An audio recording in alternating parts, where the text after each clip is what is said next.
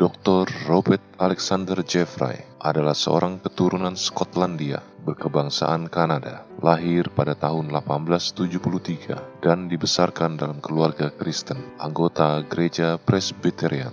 Ayahnya adalah seorang senator Kanada dan pemilik surat kabar The Globe yang terkenal di kota Toronto. Jeffrey mendapat penglihatan khusus mengenai orang-orang yang belum percaya Yesus dan bertindak berdasarkan tuntunan Roh Kudus, sehingga melalui pelayanannya beribu-ribu orang bertobat dan menerima Yesus Kristus sebagai juru selamatnya. Ketika masih muda, Jeffrey pernah mendengar A.B. Simpson berkhotbah, dan saat itu juga Jeffrey menyerahkan dirinya menjadi hamba Tuhan. Kemudian Jeffrey masuk sekolah Alkitab Simpson, dan setelah tamat, serta mendapat pengalaman mengembalakan jemaat, Jeffrey memutuskan untuk memulai pelayanannya sebagai misionari. Sejak dilantik menjadi utusan Injil pada tahun 1896, R.A. Jeffrey melayani di Tiongkok Selatan selama kurang lebih 32 tahun. Jeffrey mendirikan Chinese Foreign Mission Union atau CFMU yang berhasil menanam gereja, membangun sekolah Alkitab yang berpusat di Wuzhou, dan membangun lembaga penerbitan.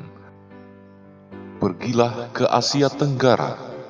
Suara panggilan itu membuat R.A. Jeffrey memulai perjalanannya ke Kepulauan Hindia Belanda atau Indonesia dengan menumpang kapal tangki minyak dan menjadi pekerja di kapal tersebut tanpa diupah, hingga menjejakkan kakinya di Balikpapan, Pulau Borneo atau Kalimantan. Pada tanggal 10 Februari 1928, yang kini diresmikan sebagai hari berdirinya Gereja Kemah Injil Indonesia. Inilah perjalanan pertama Jeffrey ke Indonesia untuk mengumpulkan data dan berdoa sekaligus memberitakan Injil. Setelah kunjungannya ke Indonesia dalam perjalanan ke Tiongkok Selatan, R.A. Jeffrey mendapat penglihatan melalui mimpi. Ia melihat tangannya berdarah, dan darah itu tidak dapat hilang saat dibersihkan. Dan ia mendengar suara-suara meminta tolong yang memanggil dari suku-suku di kepulauan Indonesia. Setelah berdoa kepada Tuhan, memohon jawaban arti mimpinya, Roh Kudus menunjukkannya melalui kitab Yehezkiel 3 ayat 17-19. Hai anak manusia, Aku telah menetapkan engkau menjadi penjaga kaum Israel. Bila mana engkau mendengarkan sesuatu firman daripadaku, peringatkanlah mereka atas namaku. Kalau aku berfirman kepada orang jahat, engkau pasti dihukum mati, dan engkau tidak memperingatkan dia, atau tidak berkata apa-apa untuk memperingatkan orang jahat itu dari hidupnya yang jahat, supaya ia tetap hidup. Orang jahat itu akan mati dalam kesalahannya, tetapi aku akan menuntut bertanggung-jawab atas nyawanya daripadamu. Tetapi jikalau engkau memperingatkan orang jahat itu, dan ia tidak berbalik dari kejahatannya, dan dari hidupnya yang jahat, ia akan mati dalam kesalahannya, tetapi engkau telah menyelamatkan nyawamu. Akhirnya, R.A. Jeffrey yakin ini adalah panggilan Tuhan untuk segera memberitakan Injil di Indonesia.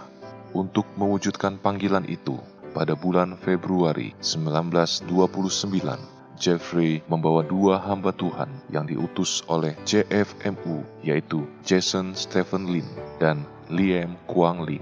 Mereka adalah tamatan dari Wuzhou Bible School untuk membantu pelayanan yang dimulainya di kalangan orang Tionghoa di kota Balikpapan dan Samarinda, Kalimantan Timur, dan kota Makassar, Sulawesi Selatan. Di tahun-tahun selanjutnya, Jeffrey membawa utusan Injil CFMU ke Bali, Bangka Belitung, dan wilayah lainnya. Tanggal 19 Juli 1929, Jeffrey membawa para utusan Injil CMA memulai pelayanan di Indonesia, yaitu David Clance melayani di Balikpapan, Kalimantan Timur, keluarga Wesley Brill dan istrinya Ruby Brill di Lombok, NTB, dan keluarga Josh Fisk dan istrinya Anna Fisk di Tarakan, Kalimantan Timur. Di kemudian hari, semakin banyak utusan-utusan CMA lainnya dikirim ke wilayah Sumatera, Sulawesi, hingga Papua. R.A. Jeffrey menyadari bahwa pelayanan CMA di Indonesia tidak dapat berkembang hanya dengan diawasi dari jauh. Karena itu, Jeffrey memutuskan untuk menetap di Indonesia. Keputusan ini pada awalnya tidak mendapat dukungan dari CMA, disebabkan karena CMA yang berpusat di Amerika Serikat pada waktu itu sedang mengalami krisis finansial dan mereka hanya merestui pembukaan pelayanan di Indonesia, namun tidak menjanjikan dukungan apapun. Visi Jeffrey untuk Indonesia sudah bulat, yaitu menjangkau Indonesia melalui penginjilan, pendidikan, dan penerbitan dengan 5 strategi misi, yaitu 1. Pekabaran Injil, 2. Penanaman gereja sampai menjadi mandiri, 3. Pembentukan sekolah teologi sebagai pembentukan hamba-hamba Tuhan, 4. Penerbitan, 5. Membantu masyarakat dengan sekolah dan klinik. Untuk menetapkan pusat pelayanan yang tepat, Jeffrey segera mempelajari peta. Ia melihat bahwa kota pelabuhan Makassar sangat strategis secara geografis. Jeffrey membayangkan kota itu seperti sebuah poros roda yang jari-jarinya kelak memancarkan terang Injil ke seluruh pelosok Nusantara atau tanah air Indonesia. Akhirnya, pada bulan September 1930, Jeffrey pindah ke Makassar dan menetapkan Makassar sebagai pusat CMA atau Kemah Injil yang pertama. Kantornya di rumah kediaman Jeffrey sendiri di Jalan Daeng Tompo, nomor 8. Di tempat inilah Jeffrey membangun Sekolah Alkitab Makassar yang sekarang dikenal dengan nama STT Jeffrey, yang kemudian melahirkan STT-STT di daerah lain. Membuka lembaga penerbitan yang kini dikenal dengan Kalam Hidup. Dari Makassar, Jeffrey meletakkan fondasi dan mengembangkan sayap Injil ke seluruh Indonesia. Pelayanan penginjilan di Kalimantan dimulai pada tahun 1929, ditandai dengan dibaptisnya lebih dari 3.000 orang, baik orang Tionghoa maupun suku di daerah pedalaman Kalimantan, terutama dari suku Dayak, yang kehidupan sebelumnya masih primitif, tidak berpakaian, buta huruf, percaya tahayul, kerap berbuat jinah, dan ada tuntutan adat untuk memotong kepala atau mengayau. Setelah menerima Injil, mereka bertobat dan meninggalkan kehidupan lama mereka. Bahkan, banyak pula yang masuk sekolah Alkitab Makassar, dan setelah menyelesaikan pendidikan, mereka kembali ke daerah mereka di pedalaman Kalimantan untuk melanjutkan pelayanan penginjilan, sehingga semakin banyak dari suku Dayak yang menerima Injil Kristus. Sampai pada tahun 1942, Jeffrey tetap setia mengerjakan pelayanannya di Indonesia. Pada saat itu, Jepang menduduki kota Makassar. Semua misionari ditangkap dan dijebloskan ke penjara.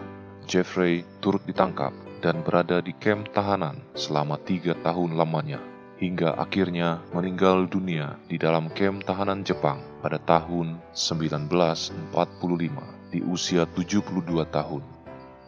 Robert Alexander Jeffrey dimakamkan di Makassar, dan sampai akhir hayatnya ia telah mengirimkan lebih dari 50 orang misionaris, baik dari CMA dan CFMU, dan 140 orang misionaris Indonesia yang bekerja melayani ke seluruh pelosok Indonesia, dari Sabang di Sumatera, Sulawesi, Kalimantan, Jawa, Bali, NTB, Lombok, hingga sampai ke Merauke di Irian Jaya atau Papua.